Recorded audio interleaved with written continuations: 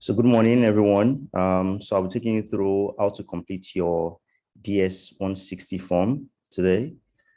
And then I'll just show you how to navigate the form in general. Now, the DS-160 form, it's an online non-immigrant visa application form. And before you complete a DS-160 form, I would advise you have your international passports, your I-20, a digital photo, and your resume or CV close to you, because you'll be needing information from these documents to complete your DS-160. Now, how do you access the DS-160 form? On your URL or via Google, you can just put in ceac.state.gov. And then once you do that, then you have this page on your screen. And the first form you can see under the non-immigrant section is your DS-160 form. Once you click on this form, then you can see this page, which I've named the accreditation page. On the accreditation page, you need to put in your location, which is usually your country of residence. And then you have this code just right below that you need to input. Just in case the code is not clear enough for you, you can always refresh with the button just beside it. After that, you need, for those starting for the first time, you have to start, click on start an application, and then retrieve an application is for those who are returning applicants. If you click on start an application, then you have this page here. The first part of the page is about the Computer Fraud and Abuse Act notices. I would advise you to read, just go through it, and you must agree to the terms and conditions there before you're allowed to proceed. Right below, you have your application ID, which is very important. I advise you write the application ID down, or you take a screenshot, or you can do both. And also, you must remember your security question. Without this information, you'll be unable to retrieve a document afterwards. So please don't forget to write down your application ID and your security question and answer, or you can also take a screenshot. Now, you have access to the form, and on the left, you have the sections that you need to complete. You have the personal section, the travel companions, etc. Top right section of the form, you have your application ID once again, and your DS-160 application portal is only valid for 30 days. Then for the personal information section of it, just put in your surnames, your given names as they appear on your international passports and your I-20. Just in case you have issues with the terms used on the form, you have the help boxes to guide you.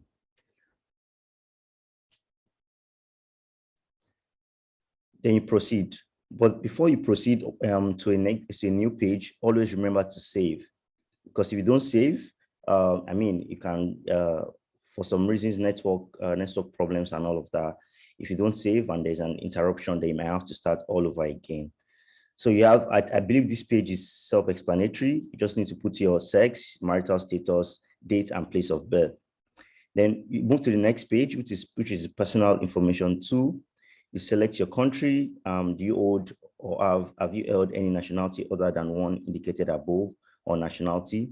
Then you just need to answer these questions if they apply to you, and you can always pick does not apply if they don't apply to you. For example, if you don't have a national identification number, a US social security number, or a taxpayer ID, you can click on does not apply. Once again, you save before you move to the next section, which is the travel section. Purpose of trip to the US. I want to believe everyone is here because they want to go and continue their academics in the US. So the code is academic or language student, which is F, and then you need to specify as a student, it's F1. Have you made any specific travel plans? I always advise if you don't have your visa, there is no need for you to make specific plans to travel. I mean, booking travel tickets and all of that. But if you have, like I said, you need to be honest, and then you need to put in whatever information that you have. Your intended date of arrival, intended length of stay in the US, your school address. How do you get all this information? this is where your I-20 comes in. On your I-20, you can find your program start dates, your intended length of stay, and your school address. Now, travel information, more travel information. Person or entity paying for your trip. Here, you have the option to select yourself, another person, an organization, a company, or an employer in your country, or an employer in the US. Whatever the case may be, you must be willing to provide further information about this person. Now, how is this person related to you? Like I said, you must be willing to provide all personal information concerning this person. Accurate information of sponsors should be provided so the consulate can make contact if necessary. If you put any information that's not correct and the consulate needs to contact this person and they can't, it might affect you. And like I said before, you must remember to save. Now, travel companions and US travel history. Are there other persons traveling with you? Yes or no? Have you ever been in the US?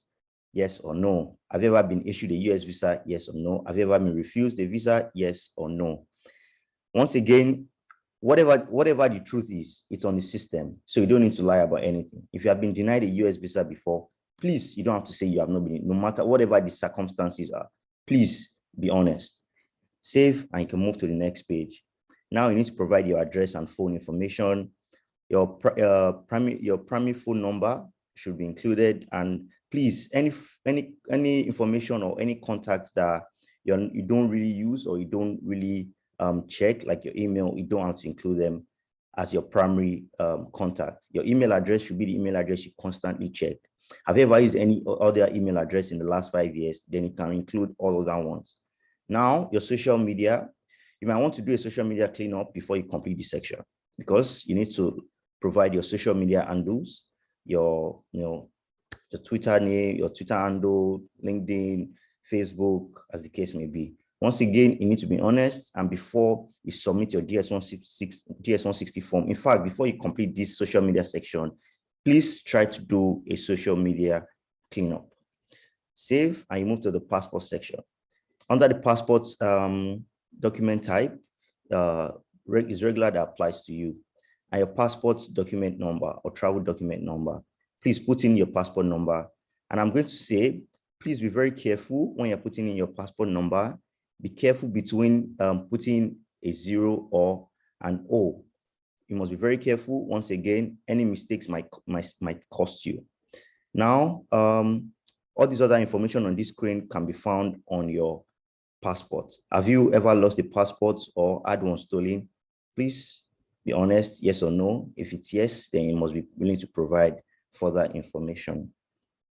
Now, your US point of contact information. This information can be found in the school information section of the I-20. So every information on this page or under this US point of contact information can be found under the school information section of your I-20. And that's why I said, if you don't have your I-20, then you might not want to start completing your DS-160 form.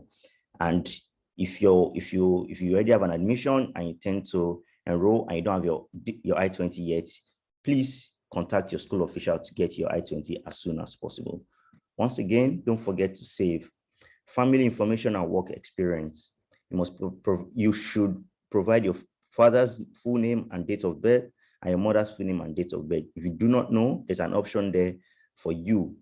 Do you have any immediate relatives, not including parents in the United States?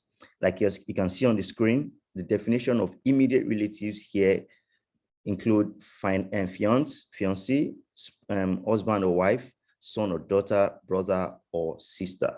So, and there's a follow-up question. Do you have any other relatives in the United States? So this is for all other relatives, cousin, uncle, whatever. Now, like I said at the beginning, you should have your resume and your CV with you. So you must be willing to provide your work information or your educational information. Then for a student who just finished high school and your primary occupation should be that you're not employed. And if you want to explain further, you can just put in, I just completed my high school education and hoping to begin my university education in the US this fall. Once again, save to proceed to the next page. Now, this is for your work information, and you have to provide all your employment history. And of course, please be honest. Do you belong to a clan or a tribe? No. Your language name, all the languages that you can speak, you should provide them. Then, have you traveled to any other countries within the last 5 years? No. If you have, you must be willing to provide further information. Have you ever served in the military? Yes or no? And just read the questions carefully and be honest. Additional points of contact information. So here is it. You have indicated that you'll be studying in some capacity while in the United States. List at least 2 contacts in your country of residence who can verify the information that you have provided on this application. Do not list immediate family members or other relatives. And we already have a clear definition of immediate family members and other relatives. But of course, in this section, you can put your friend who can verify all the information that you have put in your DS-160. Once you're done with that, save and proceed to the next page, which is a 5-part security section where you need to answer some security questions. Please note, there are legal implications for insincerity. So if you have anything, whatever the explanation might be, if it's yes, please say yes, and then you have the option to explain. And I've also included a page, a copy of an I-20 here, and there's this section on your DS-160 called the SEVIS Information section. So you have to include your SEVIS ID, which is on the top left corner of your I-20. Under school information, there's a school information section on I-20, so you can just put in the same information on your DS-160. Once you're done with this section, save and move to the next section, which is photo. Generally, the US visa photo size should be about 2 by 2 inches. That's about 51 by 51 millimeters. It must be taken within the last 6 months with no shadows, with a plain white background, and have both eyes open. More information on photo quality can be found on travel.state.gov. But of course, whatever passport photo that you upload, the system is going to verify. And if you don't have a green pass, like you have seen on the screen, then you might be unable to submit the form. Once you are done with that, I would advise you to review your DS-160 yourself. Like Mrs. Yu said, I believe if you have gone through the college application process yourself, you should be able to complete your DS-160. But for some reasons personal to you, if you want to contact whoever you like to help you, your brother to complete for you or whatever it is, just make sure the review is done by you alone so that I can verify every information on the document. Furthermore, make sure you have applied for the right visa type, which is F1. Enter all names fully and correctly, exactly as they appear on the passports. All travel history must be included. High school education is considered mandatory and should be included. Once again, make sure you verify all information on DS-160 before you submit. And once you've done everything you need to do, please go ahead to submit your DS-160. And I think that's all I have. I'm going to stop the recording now on the presentation, and I'll take questions that you might have.